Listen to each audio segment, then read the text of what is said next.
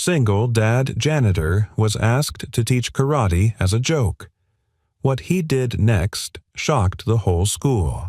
"Is that your daughter or your assistant?"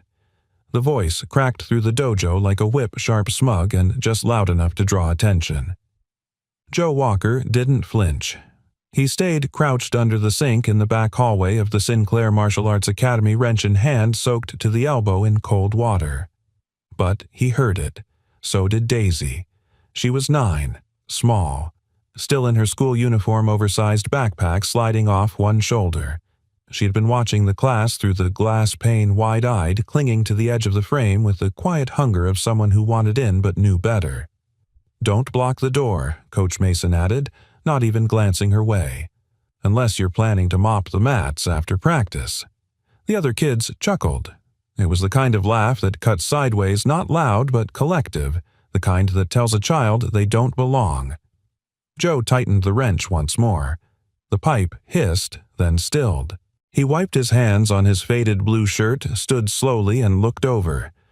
Mason was still facing the class, an eager group of kids in spotless GI snapping punches in perfect rhythm.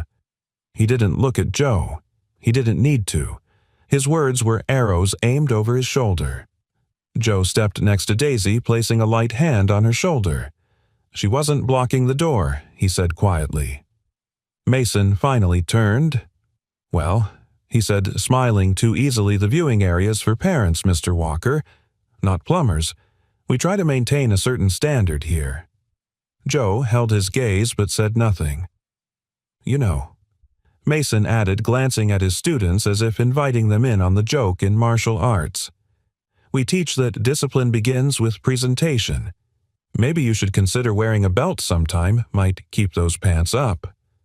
Laughter again, sharper this time. One of the boys in the back snorted. A girl covered her mouth, embarrassed for both of them. Joe didn't smile.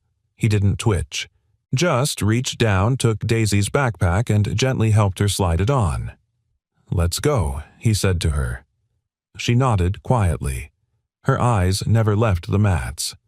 They turned, but before they could reach the hallway, another voice, calm, measured, and strikingly clear, rang out from the balcony above. "Coach Mason," the voice said, "you'll apologize."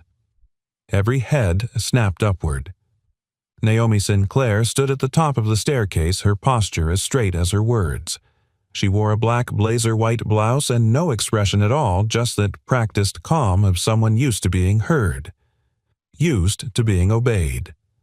Mason's face shifted just slightly. "Ms. Sinclair," he said, already laughing nervously. "I was just apologizing," she said, descending the steps slowly. "Now would be fine." Joe blinked. He didn't know her, not really. Only seen her once or twice when he fixed the back fence of the property months ago. She was always distant, always unreadable. Today, she was something else entirely. Mason cleared his throat. "Of course." "My apologies, Mr. Walker," he said stiffly. "Didn't mean to offend." Joe looked at Naomi, then back at Mason. "I've been insulted before," he said quietly. "Doesn't bother me." Naomi stopped at the base of the stairs. "I didn't ask him to apologize for your sake," she said. She turned toward the class. "I asked him to apologize for theirs." The room was still. Then softly, Naomi looked at Daisy. "Do you want to learn?" she asked. Daisy's eyes widened. She looked at her father. Joe didn't answer right away. He watched Mason, who was staring at the floor now, jaw tight. "I'm just here to fix the leak," Joe said finally. Naomi's voice didn't change. "And I'm here to fix something else." She turned to the class. "Everyone take a break. 10 minutes. Water. Stretch." Then to Mason. "Let's discuss curriculum in my office." Later. She looked at Joe again. This time her voice softened, not in tone, but in weight. "She can observe the class for now," she said. "If you're all right with it." Joe nodded once. Naomi gave the smallest of smiles, barely there, and walked off. The moment passed, but the silence remained. Daisy whispered, "Dad." "She's amazing." Joe smiled. She's something all right. Then, almost as an afterthought, he added, "Don't tell her that belt joke was kind of funny." Daisy giggled. "I won't." "But you did almost laugh." "Almost," Joe agreed, placing a hand gently on her back. They sat down at the side of the room. The class resumed, but this time, Mason's voice had lost some of its edge, and Daisy. She didn't lean on the window anymore. She sat up straight, eyes open, watching everything. Not from the outside looking in, but like someone who just found the door, cracked open. "You don't have to do this, Daisy." Joe's voice was quiet, almost hesitant as they stood outside the dojo 2 days later. The sky was steel gray, the kind of overcast that made the afternoon feel heavier than it should. He was adjusting the straps of Daisy's borrowed GUI, 3 sizes, 2 big sleeves rolled up twice. She stared at the double doors ahead with wide eyes, nervous energy radiating from her like heat. She looked up at him, chin trembling but steady. "I want to." Joe nodded slowly. "Okay." Inside, the dojo buzzed with the soft rhythm of stretching limbs, hushed instructions, and the thump of bare feet on polished mats. Naomi stood near the office, clipboard in hand, speaking with Master Kenji, an older man with a shaved head and stillness like stone. He didn't move much, but when he did, the room seemed to notice. Coach Mason stood at the far end of the mats watching a line of students warm up. His smile was mechanical, polite, but hollow. Emily, the senior student, noticed Daisy and trotted over her dark braid, swinging behind her. "Hey, Daisy, right on time?" She gave Joe a nod. "I'll take care of her." Joe hesitated. Emily leaned down to Daisy. "You ready to show these guys what you've got?" Daisy grinned, nervous but genuine. Joe watched her walk onto the mat, following Emily like a shadow tiny among the rows of uniforms. "She has your walk." Naomi's voice beside him was so soft he nearly missed it. Joe turned. She stood in her usual sharp-cut suit arms, crossed, gaze fixed on Daisy. "My walk?" he asked, puzzled. That quiet confidence, she replied, like she belongs even when no one invited her. Joe glanced back at the mat. "She didn't get that from me. She just doesn't know when to be scared yet." Naomi tilted her head slightly. Or maybe she knows and walks anyway. There was a silence. Not awkward, more like a bridge neither of them had crossed yet. "Thank you," he said finally. "For what?" "For seeing her. For not turning her away." Naomi was quiet for a moment. "Then I didn't do it for Charity Joe." She paused, then added, "There's something broken in that room. I just hadn't realized how badly until she looked through that window." Joe studied her. The way her voice dropped slightly when she spoke of the dojo. Like it wasn't just a place, it was a promise someone hadn't kept. "You built this place," he said. "Didn't you?" She nodded. "My husband did. I funded it." Her voice was even, but the crack beneath was real. He wanted a place where kids learned not just how to fight, but how not to. Where the belt wasn't about power, but progress. And now Joe asked. Naomi exhaled. Now it's a business. Rankings, medals, speed, appearances. Joe looked over to where Mason was barking commands at another group. He runs it like a boot camp. Naomi's eyes were sharp. He was a state champion. Charismatic. Got results. The parents loved him. Then, almost to herself, "But I stopped listening to my gut the day I signed the transfer of authority papers." Joe crossed his arms. "Your gut might have needed a louder wrench." That made Naomi laugh quietly but sincerely. It was the first time Joe had seen her drop the boardroom mask. Just a woman. Tired, maybe. Trying. She glanced back at him. "You didn't even blink when he humiliated you." Why? Joe looked down. His voice, when it came, was low and steady. "Because if I reacted, she'd remember that longer than the insult." Naomi's gaze softened. "That's rare." "It shouldn't be," he said. "But it is." They stood in silence for a moment longer. On the mat, Emily guided Daisy through a slow series of movements. Daisy stumbled, then recovered. She glanced once at Joe. He gave her a thumbs-up, subtle but steady. Her back straightened. Naomi followed his gaze. "She's going to be good." Joe smiled faintly. "She already is. She just doesn't know it yet." Naomi's phone buzzed. She glanced at it but didn't move. "Coach Mason wants to schedule a private demonstration next week," she said. "Says it'll showcase the Academy's superiority." Joe raised an eyebrow.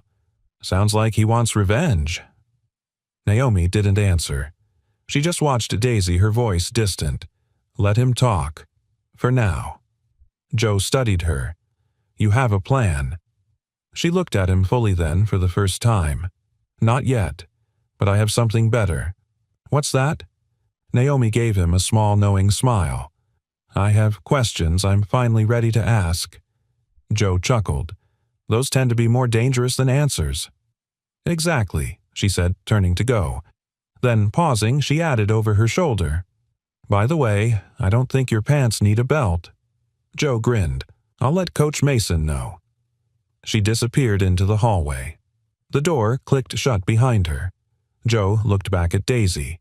She was balancing now, wobbly but focused. Each time she fell, she got back up faster, not out of defiance, out of faith that she could. And for the first time in years, Joe felt something stir. Not anger, not regret, but the faint, flickering beat of something he thought he'd buried forever. Hope. "You sure you want to go through with this?" Emily's whisper cut through the locker room like a scalpel-sharp, concerned, honest. Joe stood in front of a scuffed mirror adjusting the collar of his old training gi. It was a faded gray-blue, creased from years, folded at the back of a closet. A small patch on the shoulder had once held a team logo. Now, just the shadow of it remained. "I'm not here for a trophy," he said, tying the belt slowly. "I'm here for a seat." Emily looked puzzled. Joe met her eyes in the mirror. "For my daughter, at that table, in this room." Outside, the echo of students gathering bounced off the dojo walls. Today was the day of Mason's impromptu demonstration, a calculated show of dominance masked as training. Naomi had agreed, but insisted it be done transparently in front of everyone. No backroom sparring, no politics, just truth. On the mat. And now, as spectators filled the benches lining the perimeter, parents, students, even Master Kenji seated with a folded blanket on his lap, Joe stepped barefoot into the center. He didn't walk like a fighter. He walked like a man bringing something back. Something buried. Coach Mason stood across from him, crisp in his white G black belt, gleaming smile tight. It was the kind of smile that said, "I've already won, and I just need the crowd to watch you lose." "Glad you showed up," Mason said lightly, loud enough for the audience to catch. "I was worried you'd be too busy unclogging drains." A few chuckles rippled from the back. Joe didn't respond. He simply bowed respectfully. Mason returned the bull. Sharp, mechanical. Naomi stepped into view, clipboard in hand. "This is a controlled demonstration," she said. "No strikes to the head, no submissions unless verbal. Stop when commanded." "Clear." Both men nodded. Naomi stepped back. "Begin." For the first few seconds, no one moved. Joe's stance was relaxed, Mason's tight. His feet danced just slightly, shoulders loose but calculated. A showman. Then with sudden force, Mason lunged, spinning kick textbook clean, slicing the air with practice speed. Joe didn't counter. He stepped aside. Not with panic, with precision. The kick missed by inches. Another followed hook, punch, jab, side kick. All fluent, all fast. Joe didn't touch him. He dodged. Minimal movement, no flash. Only clarity. The crowd leaned in. At the edge of the mat, Daisy sat beside Emily, eyes wide. "Why isn't he fighting back?" Daisy whispered. Emily's gaze never left the mat. "Because he doesn't need to yet." Mason's strikes came quicker, heavier. His breathing deepened. His brows furrowed not in focus but in frustration. Joe moved like a man who'd been here before, not in this room but in worse ones. His silence wasn't cowardice. It was discipline, mastery without ego. And for the first time, the dojo fell quiet. No clapping, no commentary, only the sound of bare feet and breath. Then Mason overreached left leg high, aiming for Joe's shoulder. A flashy move, but Joe wasn't there. He had stepped inside the arc, his left hand barely grazing Mason's center of balance. And Mason stumbled. Not from a hit, from absence. The space where his opponent should have been was simply gone. Mason caught himself, turned sharply, jaw clenched. "You afraid to hit me?" he snapped, chest rising. Joe's voice was calm, but it carried. "I'm afraid I might teach you something you're not ready to learn." Gasps. A few quiet whistles. Naomi folded her arms, her expression unreadable. Mason roared and charged raw, now less show, more fury. Joe met him, not with force, with flow, a shift, a sidestep, a redirection of energy. And then, so subtly some might have missed it, Joe hooked behind Mason's knee with one foot, caught his balance with a palm to the chest, and let him fall. No violence, just gravity. Mason hit the mat with a flat thud. Silence.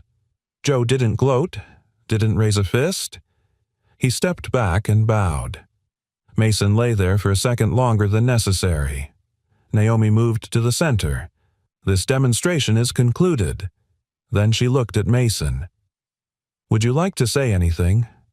Mason sat up, face flushed, sweat clinging to his jawline. His voice was quiet, cracked. "No." Naomi nodded once. "Very well." She turned to Joe. "You didn't come here to prove something," she said. Joe glanced at Daisy, then back at Naomi. "No," he said. "I came to show her you don't have to become loud to be heard." Naomi's eyes flickered. Then she stepped aside, gesturing toward the exit. Joe helped Mason to his feet the same way he'd help any man who fell. And in that gesture, not a move, but a moment, something shifted. Respect isn't always earned through dominance. Sometimes it's restored through restraint. As Joe walked back to Daisy, the audience slowly began to clap. Not loud, not theatrical, but real. And somewhere deep inside Naomi Sinclair's chest, beneath the guarded logic and paper-thin detachment, a crack of something warm reappeared. Something like belief. Not in victory, but in possibility. The garage was silent, save for the soft ticking of cooling metal. Joe stood in front of the workbench, sleeves rolled up, engine oil staining the cracks of his knuckles. An old radiator hissed behind him, trying its best to warm the cramped space. Daisy's bicycle leaned against the wall, half repaired. On the shelf above, a dusty photo of a woman with soft eyes and a crooked smile stared back at him. He hadn't touched that frame in years. Outside, the wind howled low and cold. October was settling into the town like a slow breath. Daisy had gone to bed early after practice, tired but happy. She hadn't stopped talking about Emily, about the way Naomi had looked at her after class. The words spilled from her like light. She said, "I had balance." She said, "I listened." And Joe had listened too. Quietly, smiling in the dark as she fell asleep mid-sentence. Now he stood alone. His fingers reached for the photo. The dust clung to the glass like memory. "She would have loved this," came a voice behind him. Joe turned. Naomi stood in the doorway, coat drawn tight around her. Her heels tapped softly on the concrete as she stepped inside, glancing around at the cluttered shelves, the old tools, the faded navy mug near the sink. "How did you find me?" he asked. "I asked Emily," she said simply. "Told her I had a delivery for her coach." Joe raised an eyebrow. "And what are you delivering?" Naomi pulled something from her bag, a leather-bound notebook worn at the edges. She held it out with both hands, not like a gift, but like a truth. "This was my husband's," she said. "His training journal. He started it in college. Notes, diagrams, philosophies. Some personal, some painful." Joe didn't reach for it. His eyes stayed on hers. "I don't need a manual," he said. It's not a manual, she replied. It's a map. A pause. Joe took it gently. The leather was soft-aged. Inside, faded ink trailed across the first page. A black belt is just a white belt who never stopped showing up. Joe swallowed. Naomi looked at the photo on the shelf. Is that her? He nodded. Her name was Elise. She looks kind, Naomi said. She was, he whispered. She lit up rooms. And she was sharp. The kind of woman who made you feel like you were always 5 seconds behind, but you didn't mind catching up. Naomi smiled faintly. What happened? Joe ran a hand over his jaw. She got sick. We didn't know how bad at first, just fatigue, then coughing, and then. One night I drove her to the ER. They misdiagnosed, sent us home. He paused, eyes dark. She collapsed 3 hours later. Internal bleeding.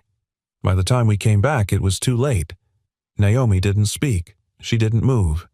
Joe looked at her then, not with defense, but with the kind of naked vulnerability that made men seem taller, not smaller.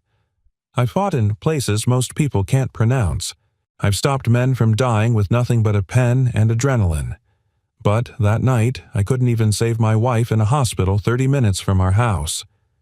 His voice cracked on the last word like a note bent too far. Naomi stepped closer. And you think that disqualifies you from helping? Now, she asked. Joe shook his head. I think it disqualifies me from pretending I have anything worth teaching. She didn't argue.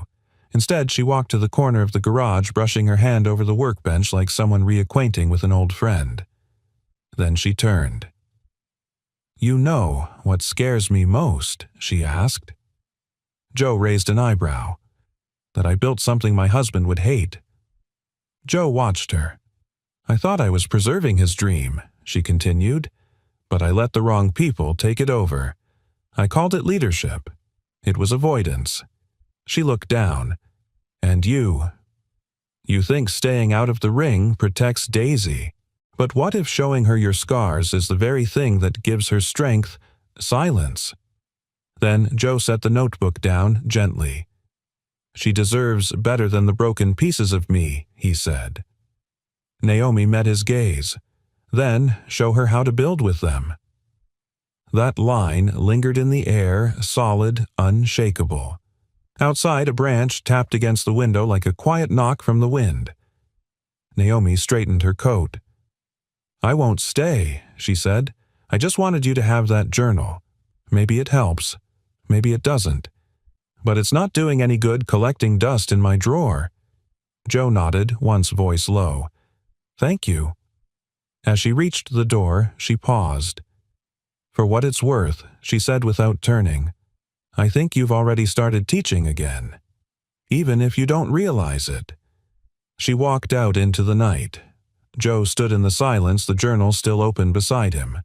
He traced his fingers over the next page where a single phrase had been underlined 3 times. Teach them to stand. Then teach them when not to. His eyes drifted to Daisy's sleeping bag in the adjacent room, and for the first time in years he allowed himself a flicker of possibility. Not redemption, but return. Saturday morning at Sinclair Dojo was usually a machine precision-timed drills, squeaky clean mats. Coach Mason's voice cutting through every corridor like a metronome set to authority. But not today. Today, something was off. Naomi felt it before she saw it. The hallway was quieter. The laughter of the younger kids didn't bounce the same way. Even the older students avoided eye contact longer than usual. Something had shifted, and it wasn't just Joe. It was everything around him. Naomi stepped into the observation room where a handful of parents sat watching. Joe was on the mat with Emily and 3 of the intermediate students guiding them through a basic counter-rotation drill. Nothing flashy, but it was the way they listened. Shoulders relaxed, eyes locked in no tension. Only focus. She didn't interrupt, just watched.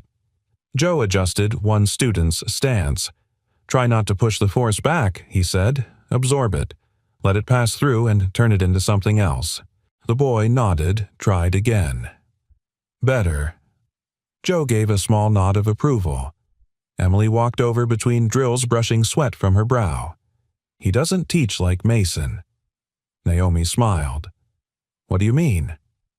He teaches like he remembers what it was like to be bad at something. That landed harder than she expected. Naomi scanned the dojo again. Mason wasn't there. Where is he? She asked. Emily hesitated. Didn't show. First time in months. Did he call? No. Just gone. Naomi's gut tightened. She headed down the hall to Mason's office. The door was slightly ajar. Inside, papers missing. A drawer open. One of the filing cabinets clearly empty. Her breath caught. Back at the main entrance, she caught Master Kenji, who was just stepping out of his car. He moved slowly now, age in every joint, but his eyes were still sharp as a blade. I need to talk to you, she said quietly. Kenji bowed slightly. Let me guess, you found the crack. Naomi blinked. Kenji walked slowly beside her toward the back hallway.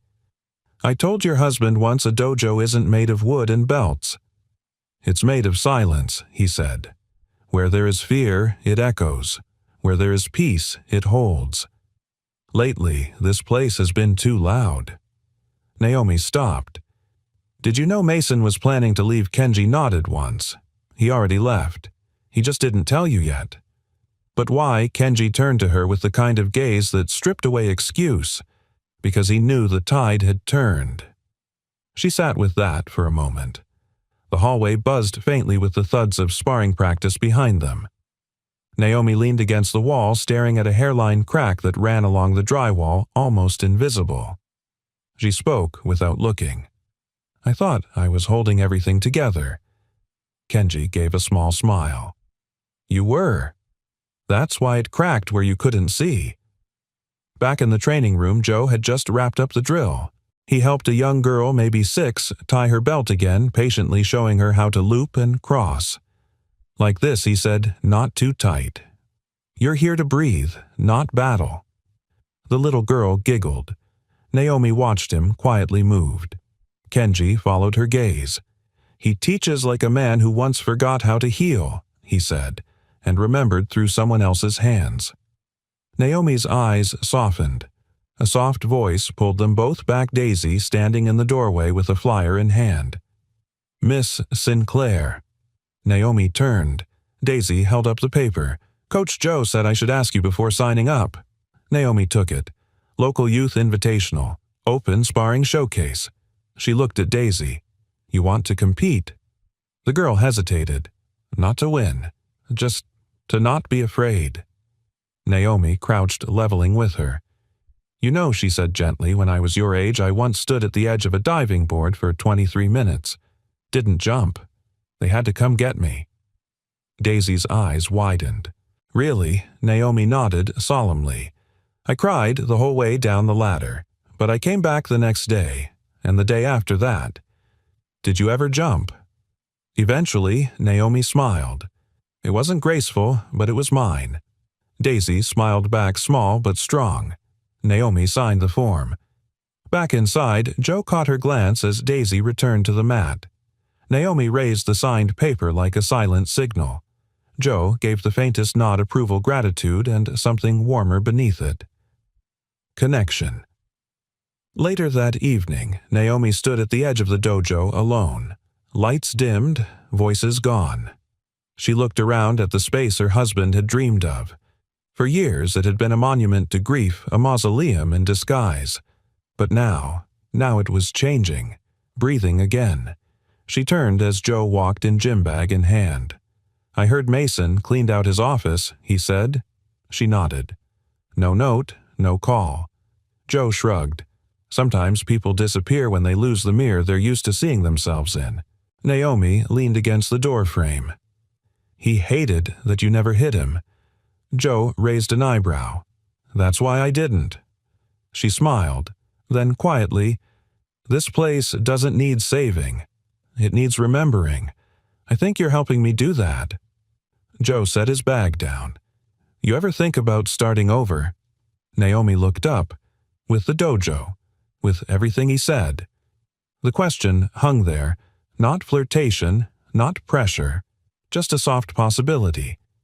Naomi didn't answer, but she didn't walk away either. And sometimes silence is its own kind of yes.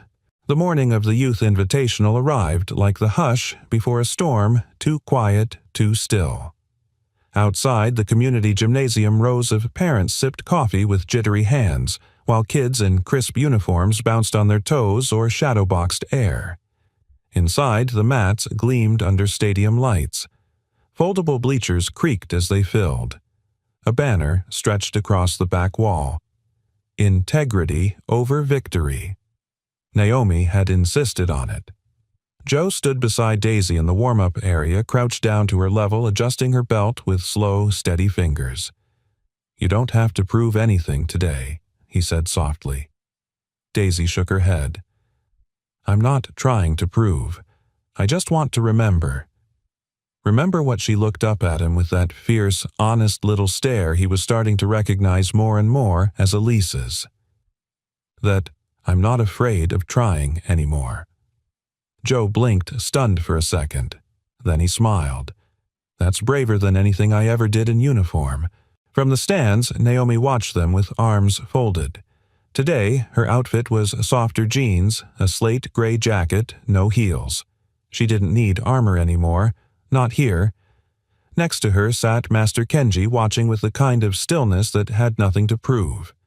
The first rounds began quick matches, short bursts of nervous energy shouts, applause. Daisy's name was called halfway through the rotation. She stood bowed and stepped onto the mat. Her opponent, a boy, a head taller, broader, more advanced. Joe's hand instinctively curled into a fist, then relaxed. "Let her work," he whispered to himself. "Let her breathe." The bell rang. At first, Daisy circled. She didn't rush. She stayed light on her feet. The boy advanced, testing her. She dodged once, twice, then slipped a slight stumble and hit the mat. The crowd murmured. Joe stood instinctively, but Naomi gently touched his arm. "She's not broken," she said quietly. Daisy sat up. Then, slowly, deliberately, she got to her knees, bowed, and stood again. The referee nodded. Match resumed. The next minute was blur. Not of perfect form, but of perfect presence. Daisy didn't win on points. She didn't win at all. But when the final bell rang, the boy offered his hand. And Daisy took it. Firmly.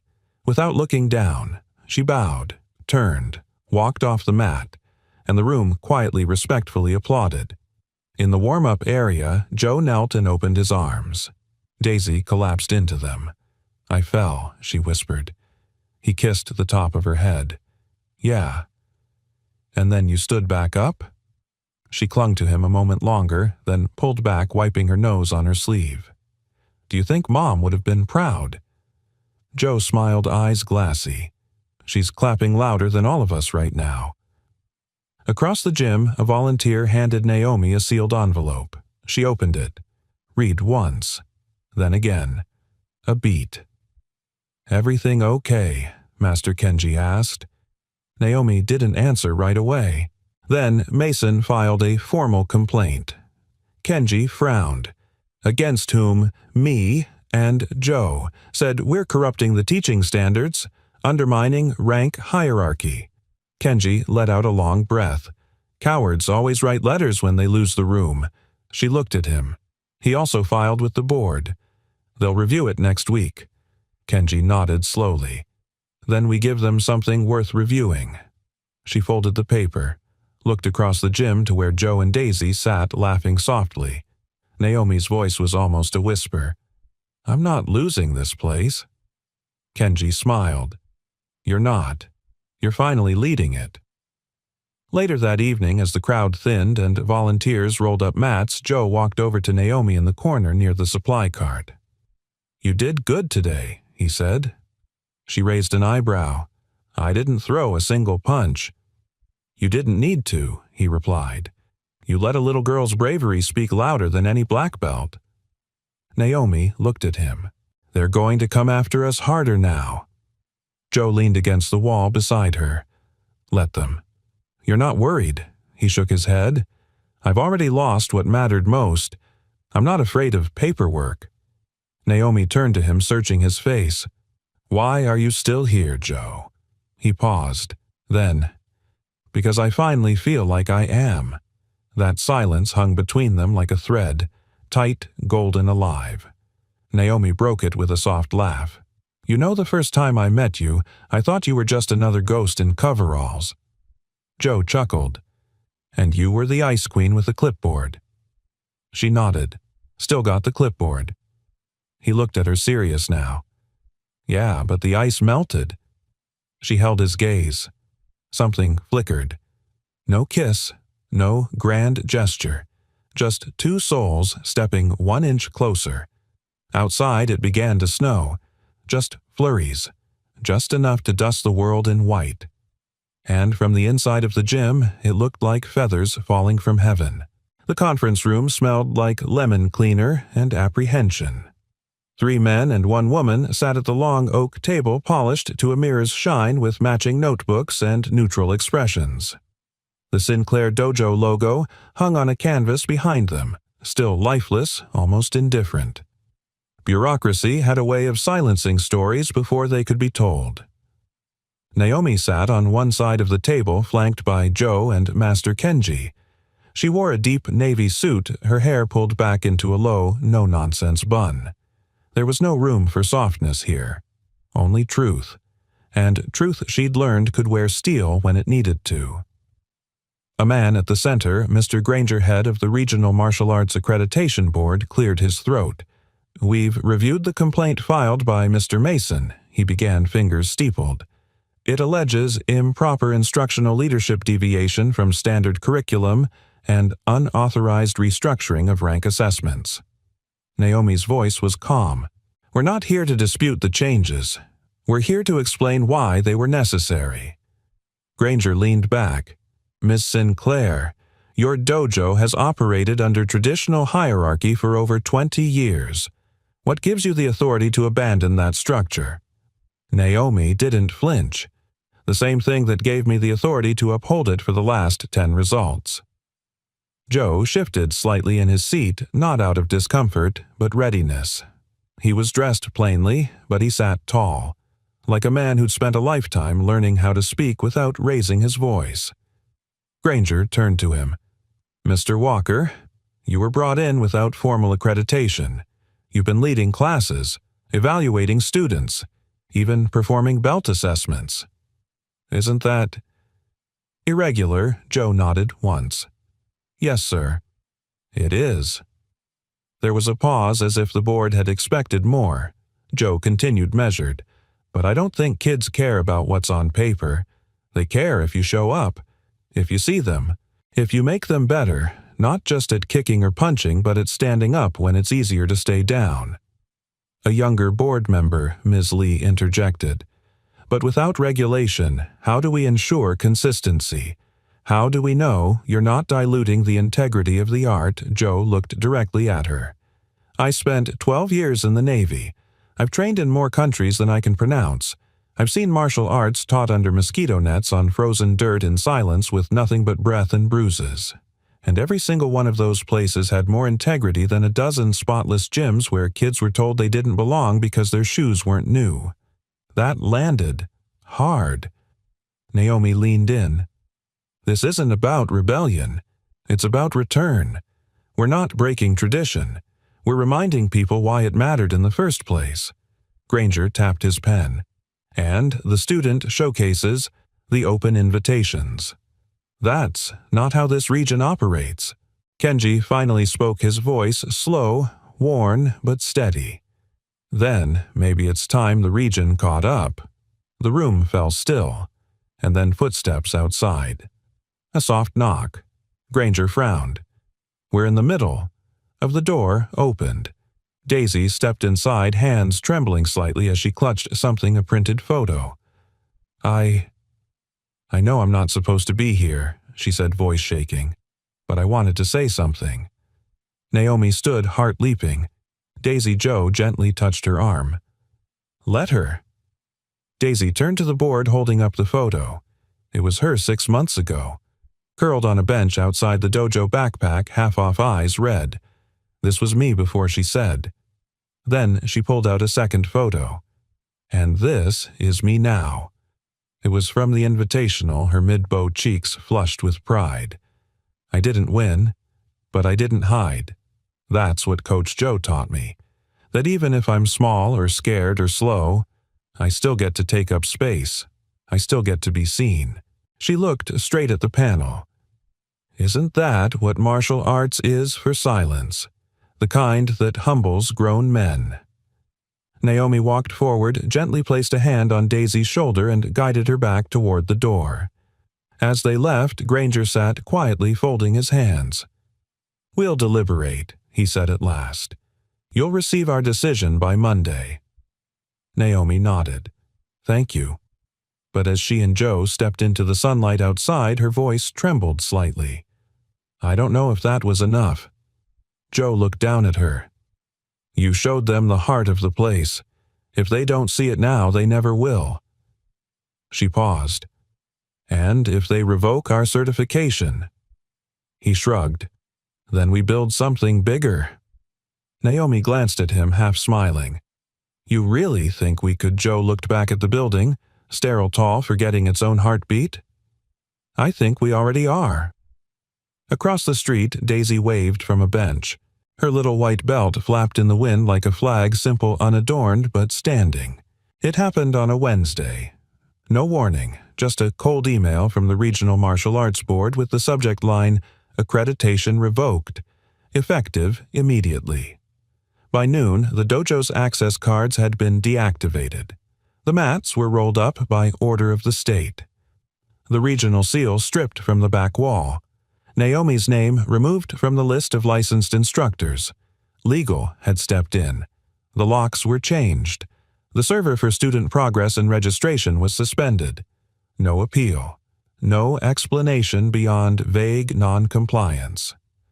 Joe found out when his name vanished from the internal directory. He stood there, phone still in hand, staring at the blank white screen. The message replayed over and over in his head. In the interest of preserving regional martial arts standards, Sinclair Dojo's certification has been terminated. Naomi sat on the floor of her office, knees drawn up, her blazer discarded on the desk behind her. The letter trembled in her hand. "They didn't even listen," she whispered. They watched Daisy speak. They heard us. And they still. "They were never going to listen," Joe said. "They were just waiting for the right moment to make us look like we lost." Naomi shook her head. "This isn't about us anymore. This is about every kid who thought this place was safe." The dojo echoed empty, now stripped bare of sound and movement.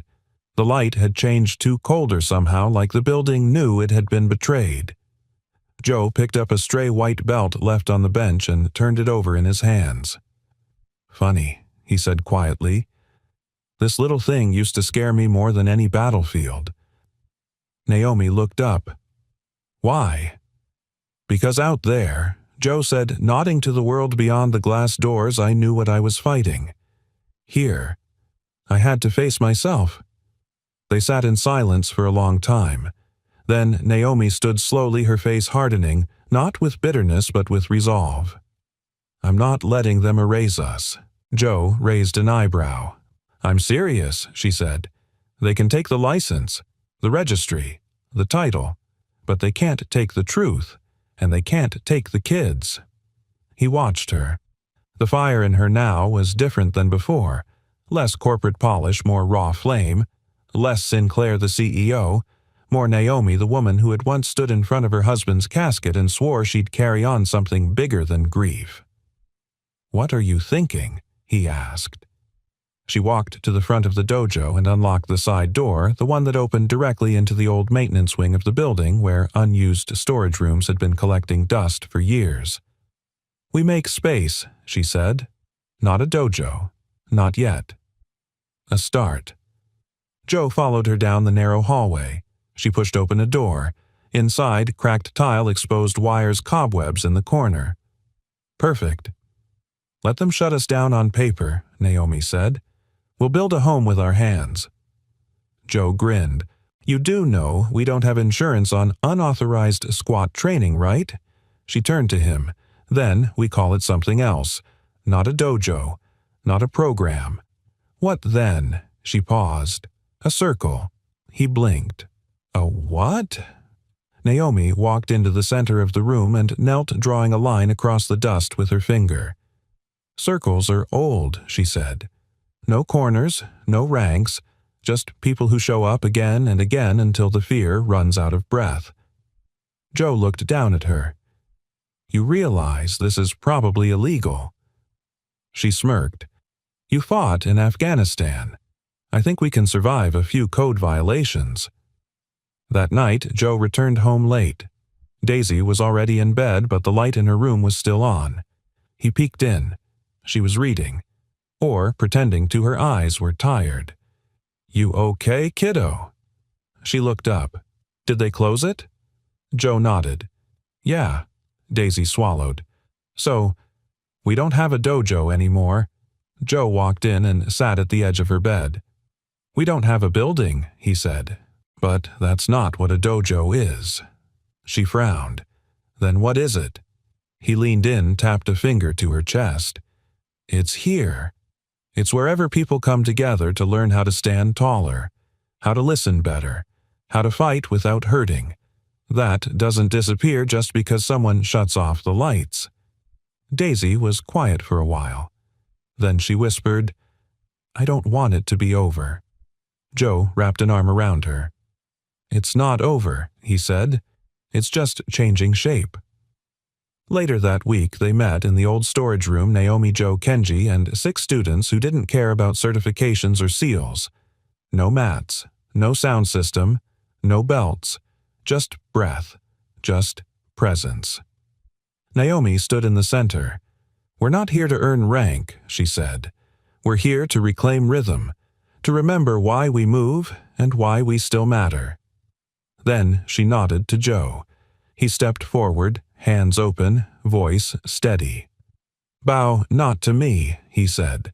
Bow to the part of yourself that showed up, even when it was easier to stay home.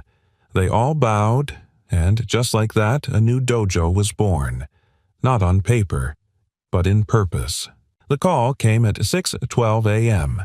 Joe was in the middle of frying eggs, still half asleep, when his phone buzzed across the counter. The number was unknown, but something in his gut told him to pick up. Coach Joe. The voice on the other end was breathless. It's Rachel, Daisy's mom. There's been an accident. Time collapsed into static. Daisy had been walking to school with a friend. A delivery truck ran a stop sign. The friend was fine. Daisy wasn't. By the time Joe got to the hospital, the sun hadn't fully risen. The sky outside was soft gray, like someone had forgotten to finish coloring the morning. He burst into the ER waiting area, still wearing the hoodie he'd slept in. Rachel sat slumped in a chair, face pale, eyes wide. She's in surgery, she said without lifting her gaze. Compound fracture. Femur. Joe sank beside her, his body moving slower than his mind. She's gonna be okay, he said mostly to himself. Rachel exhaled shakily. The doctor said, the bone might heal, but she may not regain full range of motion. Not enough for sports. The words hit like a quiet bomb. Not shouted, but final. Joe stared at the floor. I should have walked her. Rachel looked over. Joe, no. Don't do that. I promised her, he whispered. Promised her she could keep growing. Keep standing. She still can. Joe didn't answer. A few hours later, Naomi arrived wearing a thick gray coat and no makeup. She didn't speak, just sat between them, one hand on Rachel's shoulder, the other resting on Joe's.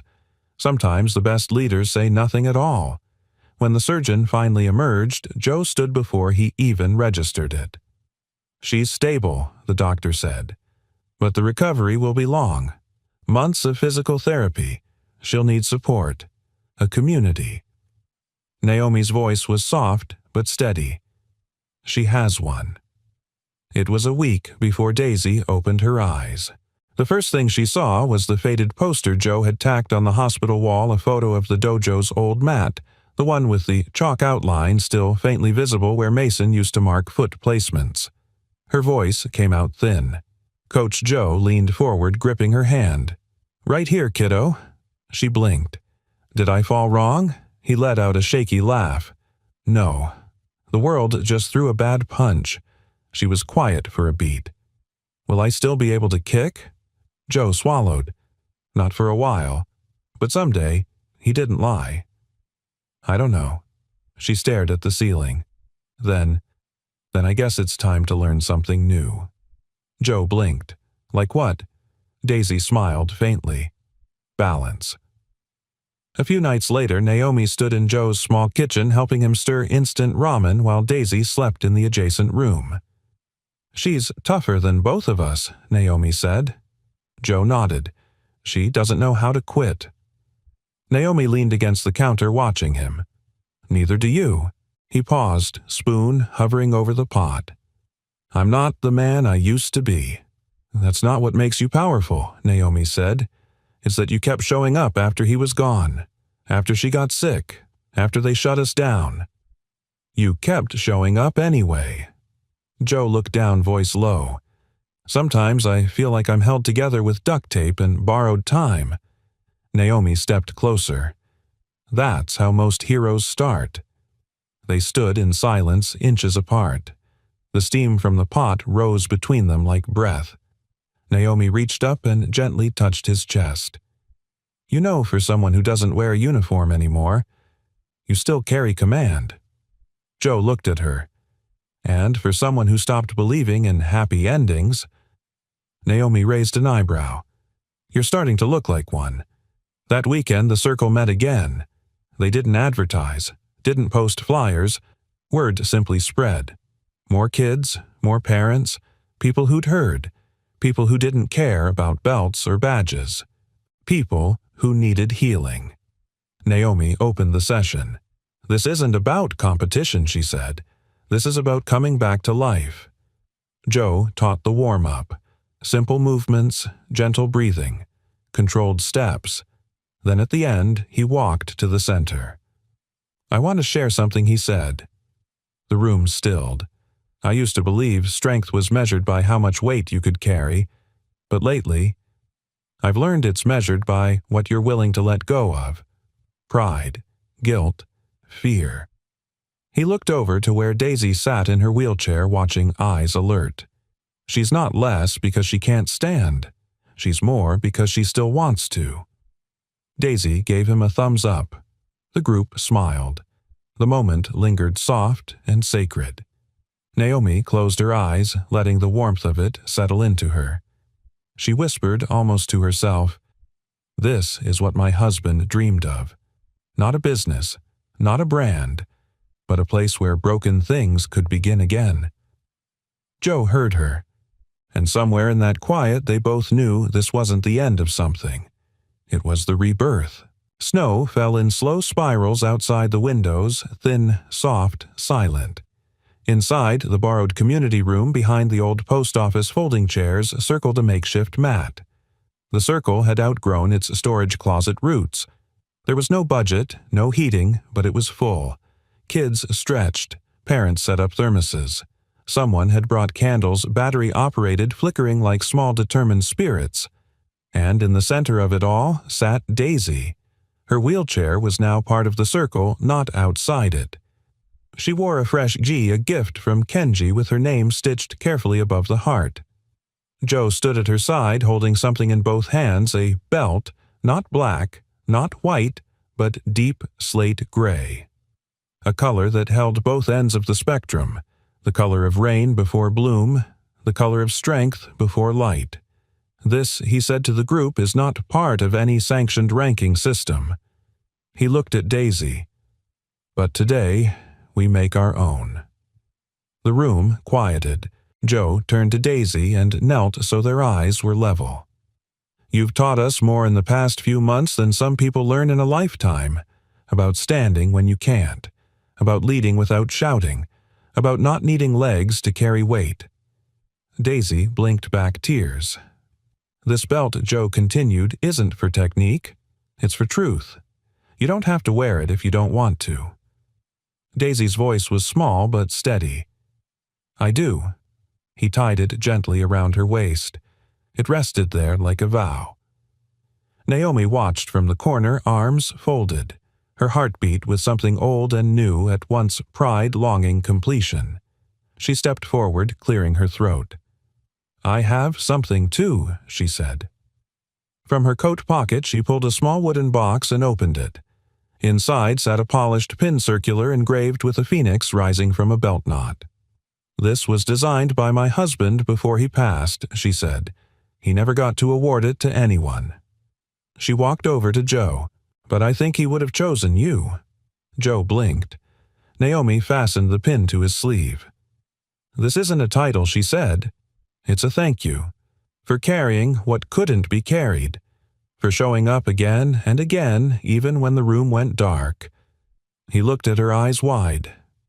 "Naomi." She smiled. "You didn't just help rebuild the dojo. You rebuilt me." There was a pause, something unsaid in the air between them. Then Joe whispered, "That day, when I first showed up, mop in hand, thinking I was invisible, did you really not recognize me?" Naomi hesitated. "Then I knew.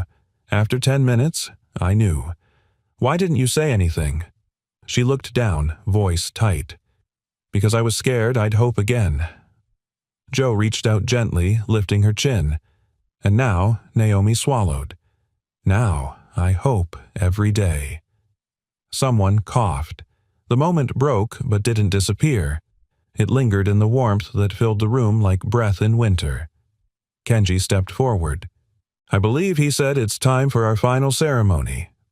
The group turned toward a large roll of canvas now laid out against the back wall. It was blank. Naomi explained, "Instead of a photo or a certificate, we're making a map, a living one. Of everyone who's passed through here. Not for rank, for presence." She handed out brushes and ink.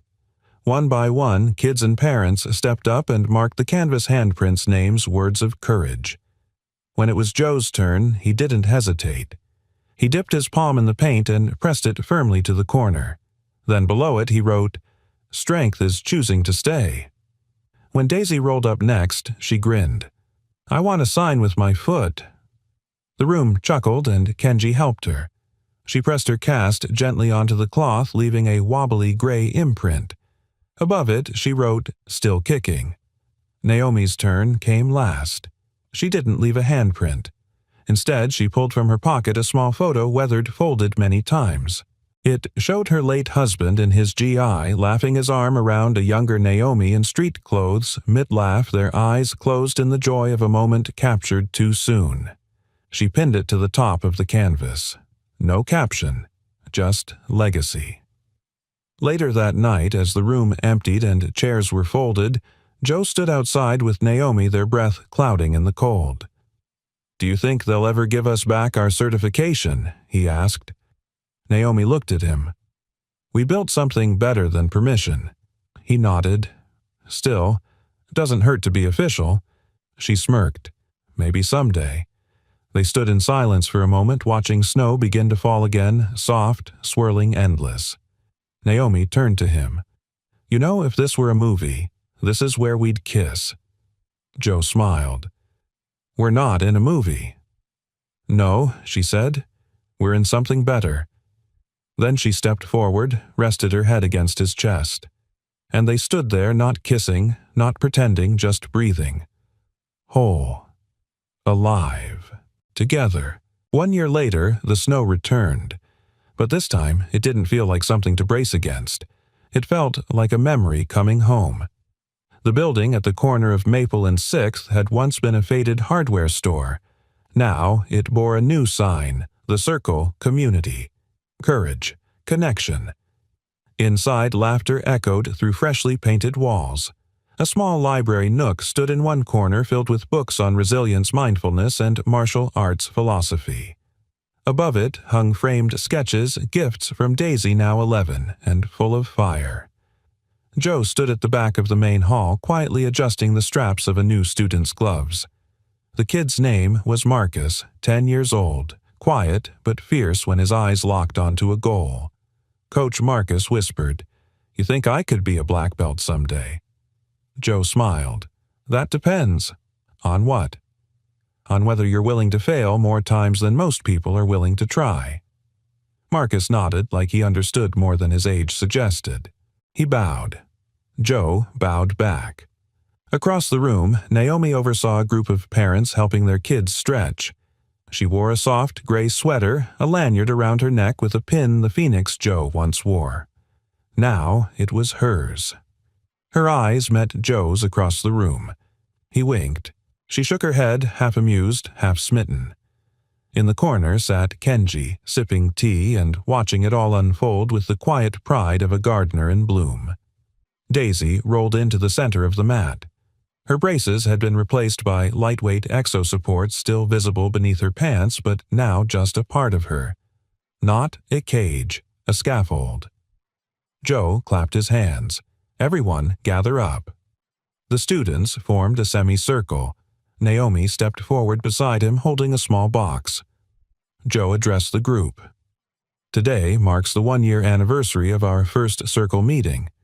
He gestured to the walls. "Back then we had nothing. No mats, no certificates, just a cracked floor and a handful of people who believed broken things could still hold weight." He looked at Daisy. "And now, we've grown roots. We've earned something better than rank. We've earned trust." Naomi opened the box and revealed a single black belt carefully embroidered with Daisy's name and the kanji for honor through healing. The room hushed. Joe turned to Daisy. "This isn't about kicking higher or striking harder. This is about the day you stood for someone else when your own legs couldn't. About the time you kept showing up when it hurt. About never letting anyone else define your finish line." Daisy's voice trembled. "Will it still count, even if it's not official?" Joe knelt. "It counts because we say it does. Because you lived every lesson this belt represents." He tied it around her, slowly, carefully, reverently. When he finished, Daisy reached up and hugged him hard. "Thanks for not giving up on me," she whispered. Joe squeezed her hand. "Thanks for never letting me forget why I started." Applause broke out. The room vibrated with warmth, not loud, not flashy, just honest. Later, after the ceremony, Naomi stood beside Joe at the window as snowflakes dusted the sidewalk. "Do you miss it?" she asked. "The old dojo, the name, the legacy." Joe looked out over the block, parents loading kids into cars, others sipping hot cocoa from a thermos labeled "Be kind" or "Be quiet." "No," he said. "Legacies aren't names. They're ripples." Naomi nodded. "So what do we call this chapter?" Joe turned to her. "A beginning." She smiled. "You always were better at endings." He stepped closer. "Naomi." "Yeah. I think I'm in love with you." She didn't flinch, didn't joke, just took his hand. "You're not the only one." Then she leaned in and kissed him, not rushed, not cinematic, just quiet, earned. Behind them, Daisy wheeled up beside Kenji, who handed her a notebook. "What's this?" she asked. "Your first coaching journal," he said. "If you're going to be the youngest assistant sensei this place has ever had, you'd better be ready." Daisy grinned wide.